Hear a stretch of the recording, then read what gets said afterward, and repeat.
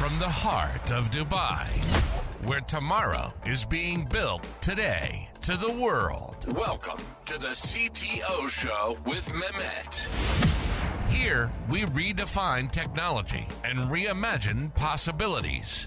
With Mehmet, delve into the riveting realms of AI, cybersecurity, and digital technology. Experience the thrilling highs and lows of startups. Immerse yourself in the spirit of entrepreneurship and witness the future of business innovation being written in real time. Now, without further ado, let's tune in and explore the future.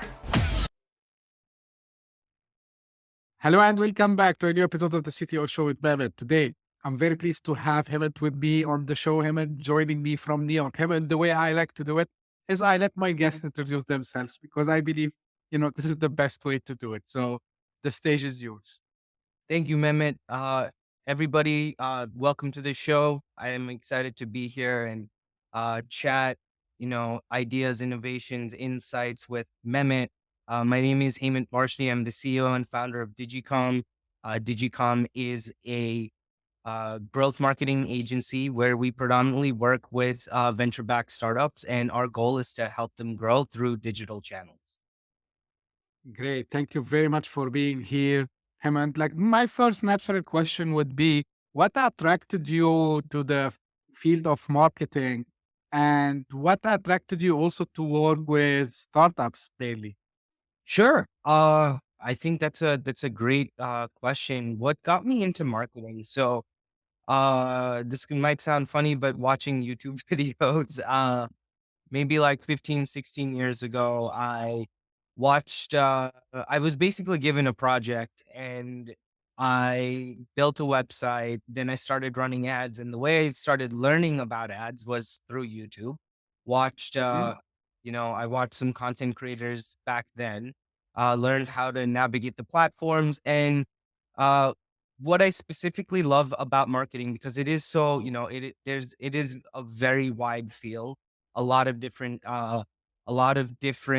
strategies and disciplines fall into marketing. I personally like the science of marketing, the data. And why I say that is, again, with, running those first AdWords campaigns, I learned how to one, set everything up. Maybe it wasn't the most optimal way at the time, but then when I saw the data coming in, the cost, the clicks, and then eventually the lead and how those leads turn into conversions, that fascinated me. And then from there, it started to build onto the campaign that I was working on. And for AdWords in Google was so much cheaper at the time. And for like a $500 budget, we had closed like 3 or 4 pretty big clients. And, within 4 to 5 months, that was like 500, 600K in contracts. So it was pretty big. And this is for a fashion manufacturing company. So that's why, those contracts are big. Um, and then I just kind of fell in love. I went to school for finance and I worked on Wall Street. I worked at American Express, and over time, yeah, even though I worked on Wall Street and at American Express, it was always with the focus on marketing. And over time, my goal was always to go out and build my own business. And for that, I needed to learn much more about startups. And eventually, I ended up at a startup because my goal was to learn about startups. And so, kind of took a risk and took a jump and uh, got to this startup. Eventually, I ended up building a team of 32 there. I worked with a lot of other startups. I started learning about venture. I started learning about product development, marketing, and how all of it comes together. And then from there, with my skill set, kind of jump ship to build DigiCom.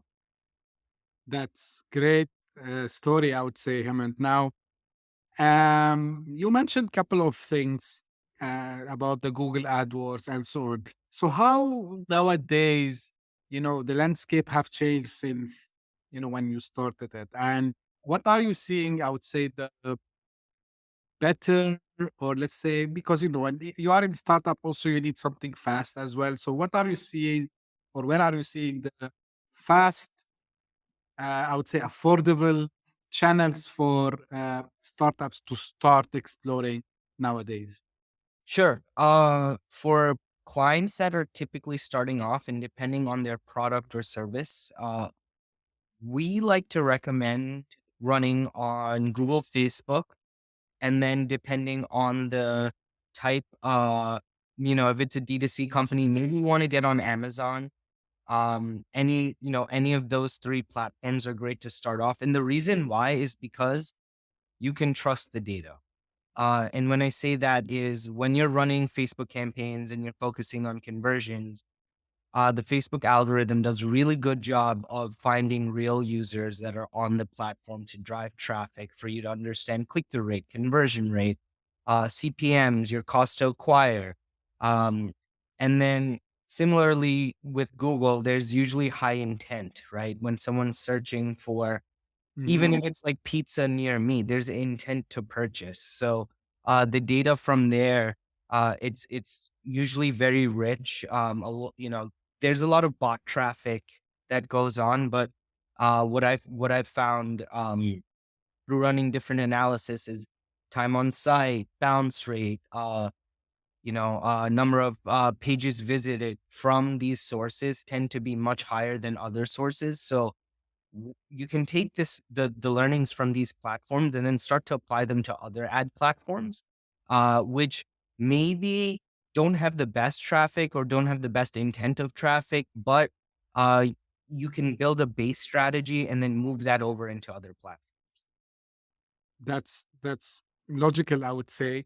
So, let me be a little bit kind of the devil advocate here. So, um, sometimes I hear people talking, that you should not be spending large budgets on these kinds of ads because, uh, and you mentioned the data, by the way, which is important. But what some people are saying is that, yes, there is a lot of data, like, yeah, you can run the ad, but you end up with a lot of, like kind of junk data, or let's say, uh, like people who are maybe clicking on your ad just, but they don't have the intent that you talk about.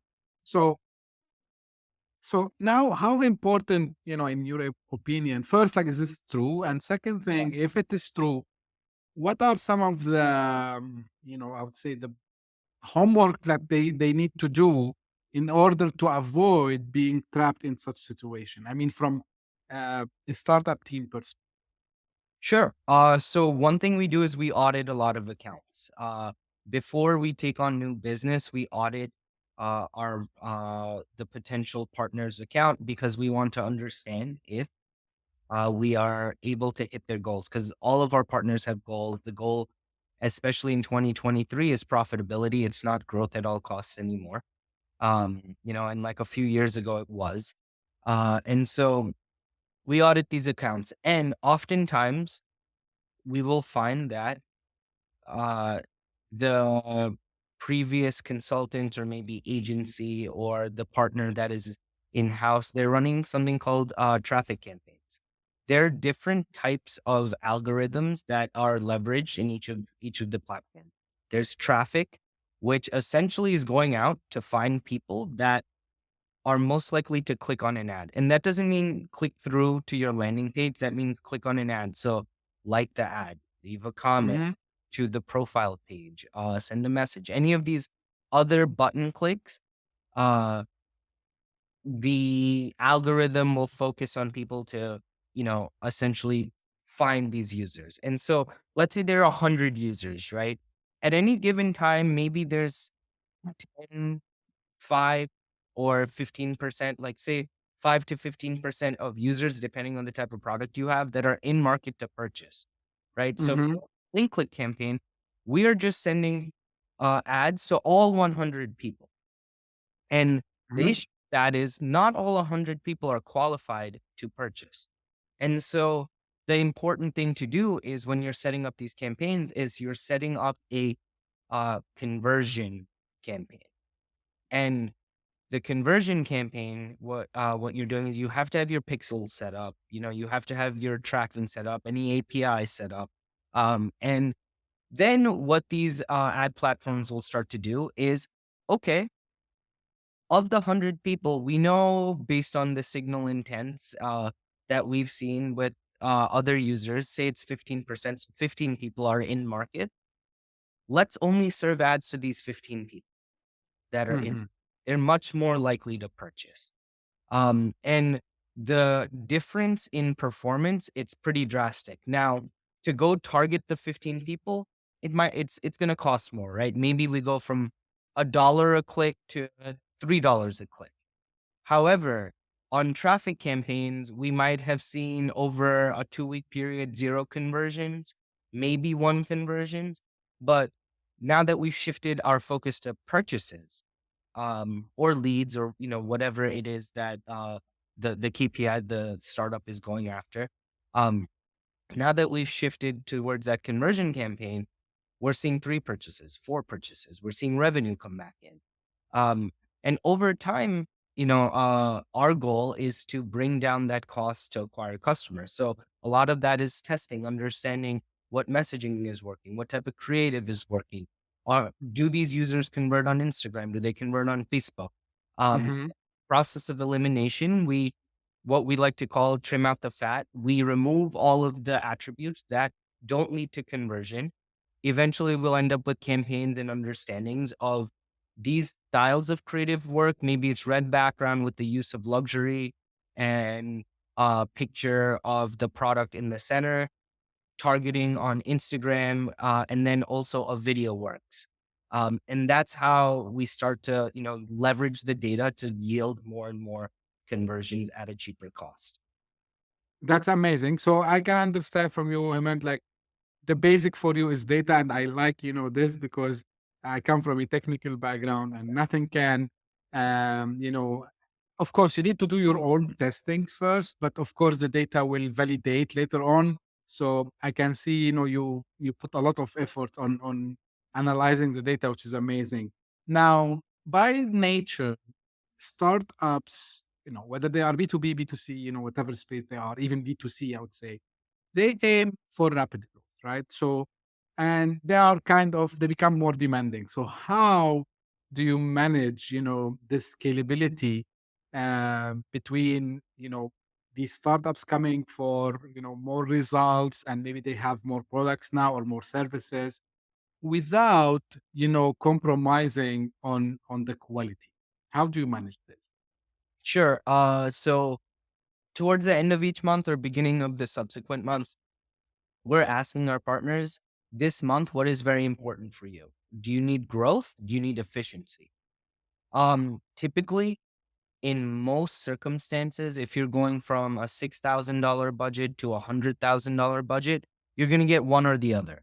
It's very difficult to maintain efficient CPA and then scale more than double. And in this instance, I'm talking more than 10x, right? So that is the first question. If we're looking for growth, we like to use something called like a stepping stair approach, where we will increase budgets. We will be testing new audience, maybe new distribution strategies, maybe new ad Hmm. platforms, right? And we will sacrifice efficiency because we need to learn at a larger scale. Um, and so we go from 6K, or let's just use 10K to 20K. Okay, how much did CPA go up? 10%, 15%? Okay, we go back to the client. Hey, we're 10, 15% higher. We're eliminating these specific insights that we found that are yielding higher CPAs. We can run at 20K. Um, and get back to our, efficiencies that we were at prior? Um, or do you need to continue scaling? Sometimes the clients are like, no, we need to continue scaling because we need to show much higher revenue. So, Hmm. let's say we go from 20K all the way up to 80K. Um, and those CPAs went up another 15%, but the amount of revenue they're bringing in is much, much higher. Now we're at 80K. The client's like, okay, we've shown our investors we can grow. Uh, yes, CPAs have increased. We've lost some efficiencies. This month, can we bring efficiencies back to where they were? And so our goal, let's say that original efficiency target is $10 and our CPAs jumped up to 15 the first time. And then they jumped up to like say 14 the next time. The goal is to get back to 10. We're able to come down to 11. Because as you continue to scale, sometimes you hit a point of diminishing returns. You can drive a lot more volume, but your costs might just be higher at this higher run rate. So we get back to 11, right? So we're still 10% higher than um the original CPA target. The thing is that at $80,000, the client is now generating so much more revenue.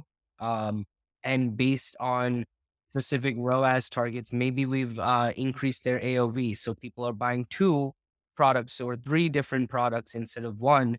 And so ROAS, while CPA is at 11, their ROAS might have gone from 2 to like 2.4, which means they're just making more money net net.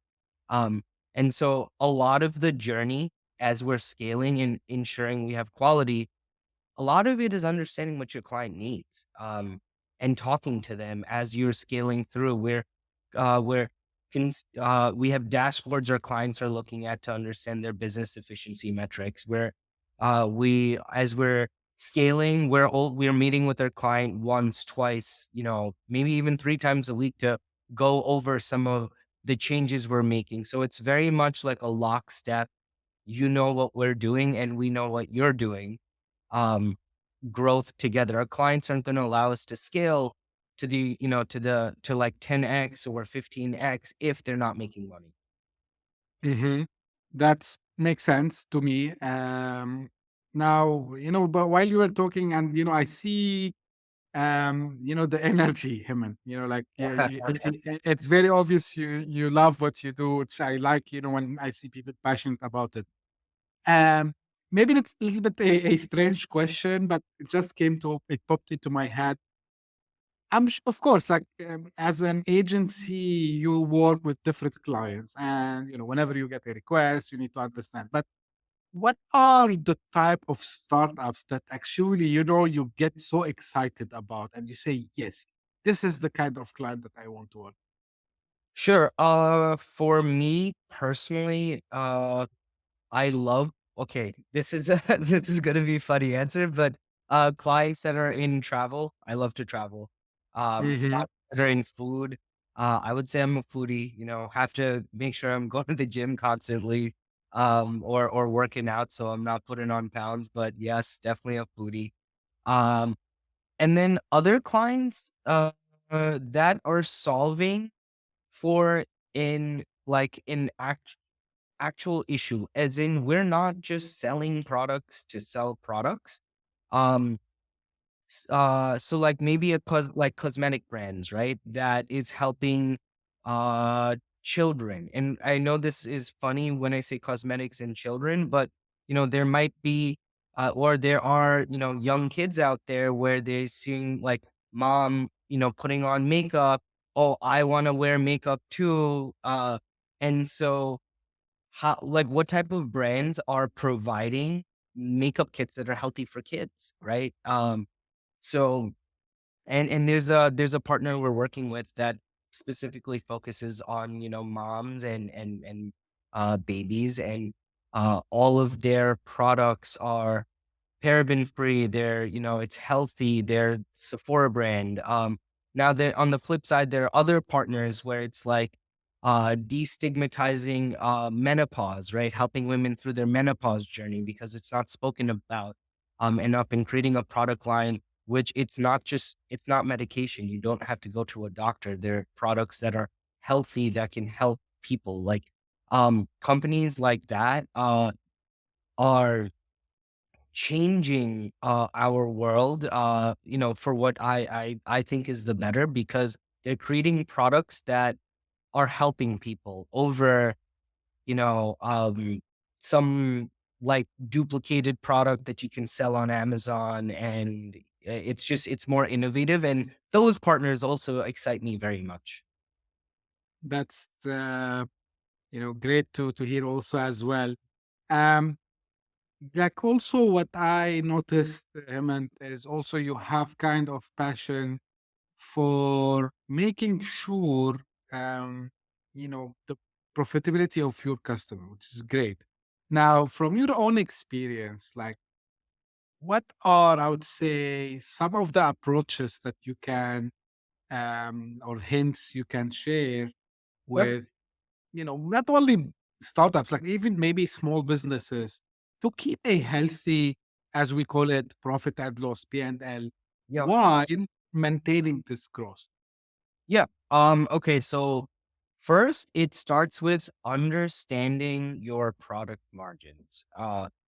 I think that there are a lot of startups out there that have a loose idea of product margins, right? So you're taking your MSRP price, you're adding in cost of goods, you're adding in operational costs, you're adding in any other costs. If you're paying for shipping, what is shipping?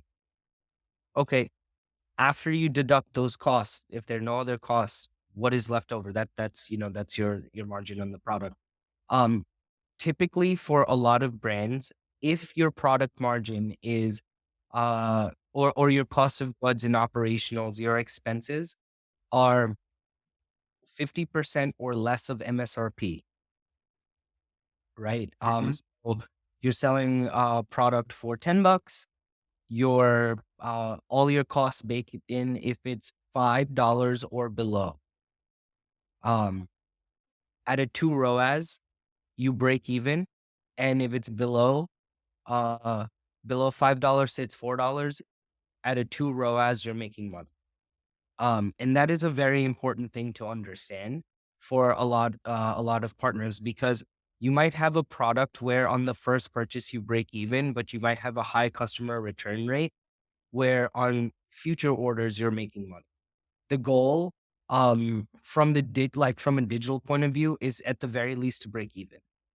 And that is very important. And there are a lot of brands that might not know the math on, if you're somebody that's leading any acquisition efforts, you should understand the math on your products, or understand what the overall expense margins are, so that you can create a target for the business to acquire a new customer. So that's I think the first and most important part when you're running the ads, because say it costs you, same example, your MSRP is $10 and your costs are $8, so your margin's only 2. On running ads at a 2 ROAS, you're losing money on every order. So mhm. and so that's the first part. The second part is understanding your attribution modeling. Um, so what channels are you running, right? You're running Facebook, you're running Google, great. You're scaling here, you're at a 2 ROAS. Okay, Facebook and Google are driving all their traffic to your site. But what are we doing that is not on the paid side? Is email set up? Do we have an email capture? Are we sending email campaign? Are you using your organic social, accounts to build a following and send traffic back to your site? Um, do we have an SMS campaign in place? And there's a lot of things you can do offline that, while new traffic is coming in from the paid sources, your offline sources can also generate a lot of revenue for you. And net, you can look at the entire business operation. And that's, we do custom attribution modeling to see, okay, on platforms, we were at a 2 ROAS. All of our new customers were breaking even. For any retargeting campaigns or email, SMS, organic that are coming in, since we're not paying for, paying ad dollars to run media, those are also generating sales for us. And now the business efficiency goes from just looking at uh, the two ad platforms we're running on in this example at a 2 ROAS, to the traffic that has been brought in the last like 14 days is converting through the other channels. your business your ROAS goes from a 2 to maybe a 3.5 to a 4, and now you're a profitable company. How do you increase conversions in both uh, as your budgets increase on the paid channels? We should see more conversions in the back end. And what are the goals in the back end? Like, Mm-hmm. if email drove 10 last month and we've increased our budget from 10,000 to 12,000, email should maybe do 15 this month. And if we're trailing behind at the halfway point of the month, we should be calling that out. Hey, email only drove 4 so far. Maybe we need more campaigns. Maybe we need to do more testing. And so what this type of attribution modeling does for us, it allows us to goal set across the entire business, understand attribution overlap across the entire business, and scale an entire business where everyone's goals are aligned to certain number or metric. Yeah, yeah, makes sense. And I love this because you don't need to be, um, and this is a concept for me. You don't be relying on one single or two sources only because for any reason. And I've seen a lot of stories, people crying. Facebook sometime can ban you. Yes. Mainly Facebook or Meta now. Yeah, so makes sense, and of course, like leveraging the organic growth also as well, and the other campaigns. Um, Now, Hemant, like from your experience, what are, like, I would say this is a bit generic question. Maybe you can on a high level just tell me um, the difference between a B2B service slash product versus a B2C. You know, from your point of view, like, is this something you need to plan differently, or the concepts stay the same? It's just the audience is different. Like, what you can tell us about that? Sure. Okay. So, B2B is business to business. Maybe business to business, it's a specific SaaS tool, that a consumer family doesn't need to use, right? Versus B2C can, they're sure there can also be SaaS things to help, but maybe it's food or it's consumer packaged goods or it's pet products or it's exercise or wellness. There's a lot of other categories. So when marketing for B2B, our approach is quite different because generally speaking, with B2B, you're and not in all cases, but over like generalization is that the ticket prices or the MSRP of the services and products that are offered will be much higher, and it's usually a continuous type of service um than something that is D2C. And again, not in all cases, but just as a general. Um and while someone might at home might be looking for, say, like a new TV or a new sound system or maybe a new fridge, the person that is at work is looking to purchase these B2B products or services that are solving issues for the business, right? And so the goal for B2B is how to find users who generate leads for other sales teams. Um, with a qualified audience, and just like you had mentioned, Mehmet. And so the channels might not be exactly the same, right? We might, instead of using a paid Facebook strategy, it might make more sense to come up with a strategy to uh, geo-target users at a conference when you have a booth set up. So when people are on their phones, it's like, oh, come visit us at a booth. Or maybe the strategy is to use white papers where we can talk about the service and the product and how it's helped businesses in a specific vertical and what those returns are. Um, Right. Over, hey, here's the product, here are the benefits, here's what you need, why you need them, to just make a purchase right then and there. Completely makes sense, and I asked this question on purpose, so just to for the audience to know. Now, haven't like you work with a lot of customers, and I'm sure you see a lot of trends. Now, from technology perspective, if we want to focus because we are on the CTO show, what are like some of the latest trends you are seeing from the requests you are getting from your clients and prospects? Sure. I mean, running on new platforms, TikTok, of course, TikTok has seen unbelievable growth. It is a great platform. The one thing for the audience is that when you're running TikTok, we need a lot of creative. It's not like Facebook where you can build out an evergreen strategy. It's just the nature of TikTok. It's one creative, probably, it can run you a week, it could run you a month, but then once that creative's done, we need to have other creatives, in our back pocket to continue testing. So it's very important to test there. And that's from, I would say, a platform, point of view, where money is shifting. But then I think other things that are important is continuous automation, at least for us at DigiCom. And when I say automation, I mean building out either databases or structures so that we can siphon through data and come to our understanding of data or learning of the KPIs and where to push certain campaigns and metrics so that we can improve. And automating tasks like that helps improve time and allows our team to spend more time on strategy over pulling data and insights. They're both important, but one saves us time so that we can focus on the strategy part. Um, and then of course, AI has been the buzz of 2023. Um, and what's interesting to me is like, AI has always existed. Like algorithms are a set of rules that are executed on, and this has existed for quite some time now. AI is consumer facing, right? So, uh, in marketing, how can you leverage ChatGPT, for example? Mm-hmm. Mm-hmm. My take on it is use ChatGPT, throw in your ideas, get some ideas back. But if you're the expert and you're writing content, write content as the expert. Use it for your ideas, right? Because ChatGPT isn't the expert in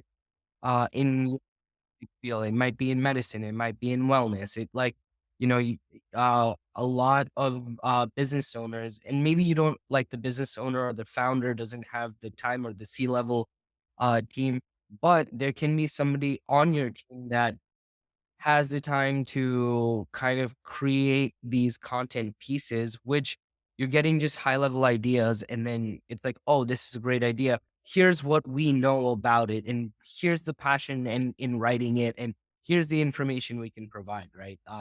So that's my general, I guess, advice in terms of, leveraging AI at the moment. It'll change, it'll get better. But if you're the expert, you know, speak as the expert, lead as the expert, and use the tools to come up with like ideas and for resourcing.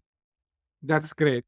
As we little bit, almost came to an end, and here I want to touch on, like little bit some of the, you know, lessons, or I would say wisdom that you can share with the audience who are maybe sitting today, they are about to start a business, or maybe they are, about to graduate from college and they want to start their journey in the professional life.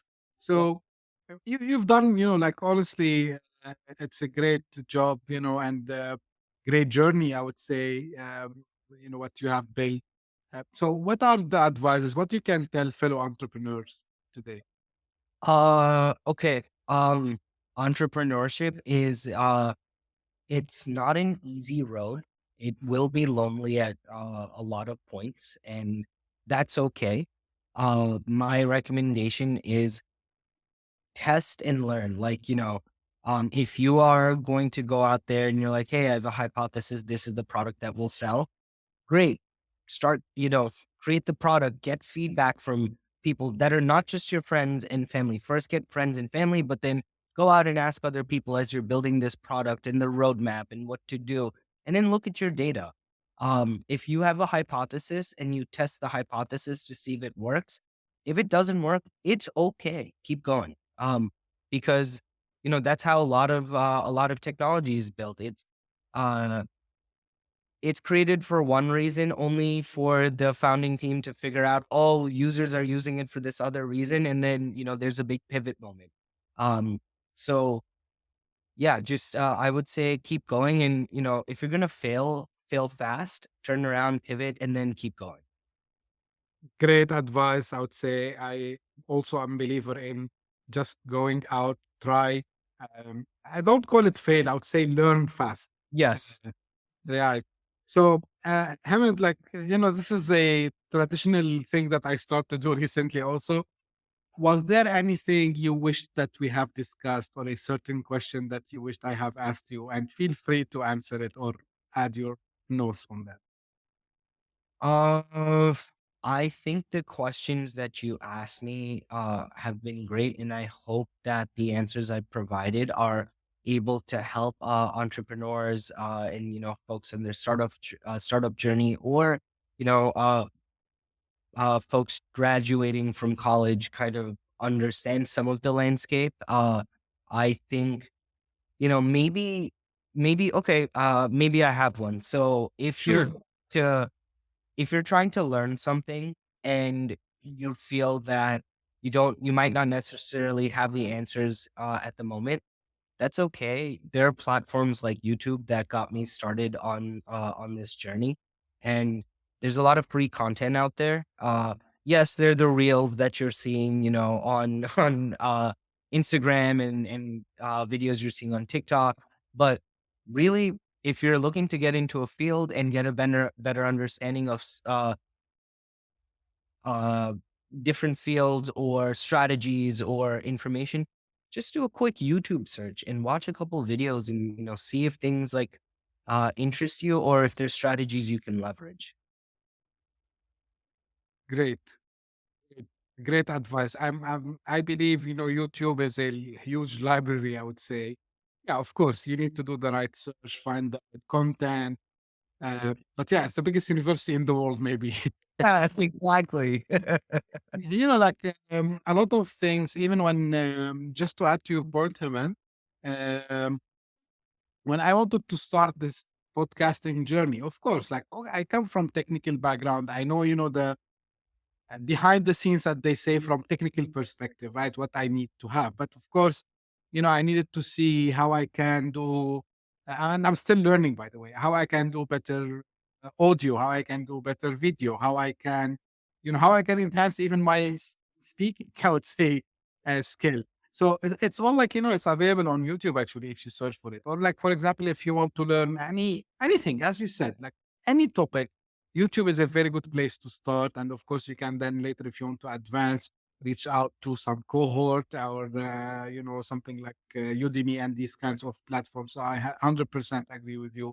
And funny enough, because you just mentioned about Reels and TikToks, one of the things that I do, I share, some teasers of the podcast there.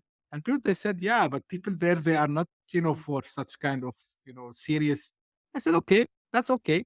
But for me, if even one person, let's say, of course, I will be doing the same for this episode. And if one person, I'm sharing, and I don't share myself speaking, I share my guest speaking. So if someone sees him and talking about something and he get benefit out of it, for me, this is, I'm happy. And I'm not after, getting thousands of likes. And, just for me, if I can inspire one guy, Yep. one person, that's Yep. more than enough for me. I fulfilled my mission. Of course, I wish to do more. But yeah, to your point, it's about, being there, generating the content and trying to give the good content. Yeah. Hemant, I really enjoyed, the discussion today. I love the energy. I can, maybe we need to do it, but I need on another podcast, not this one, because I am thinking about something not techy, because you mentioned traveling and food and, this stuff. So I'm pretty, I'm pretty sure if I decide to do another podcast around, such lifestyle, you would be my first guest, I would say. So I would love to be on there. yeah, Absolutely love to be on there. I'm already doing baby this one, so I need to figure out it because honestly I need to do something also about fun, and Yes. fun, but with purpose, like Yeah. it's just an idea. And, the audience are maybe hearing this for the first time. So, guys, if you see me one day announcing another podcast, don't be surprised.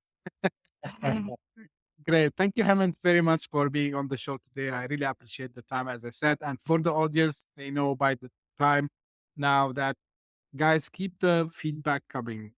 And, don't only send compliments. Of course, I love your compliments, but send me ideas how we can enhance things. Send me ideas of, maybe some people you want me to reach out and you think that I should speak to them.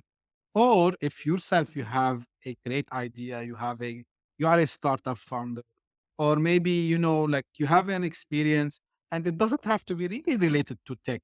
It's enough that we can inspire more people, more entrepreneurs. That's fine with me. Like I'm having today Hemant with me, and he's in the more digital marketing space. And, you can be from any field. Like it's not closed, I would say, for me. Reach out. Like I would love to talk to you. I would love to have this conversation and try to together inspire others. And as I usual, I say thank you for tuning in and stay tuned for a new episode very soon. Thank you. Bye bye. Hit that subscribe button, share the show with your tech-savvy friends and fellow entrepreneurs, and leave us a review on your favorite podcast app. Your support means the world to us.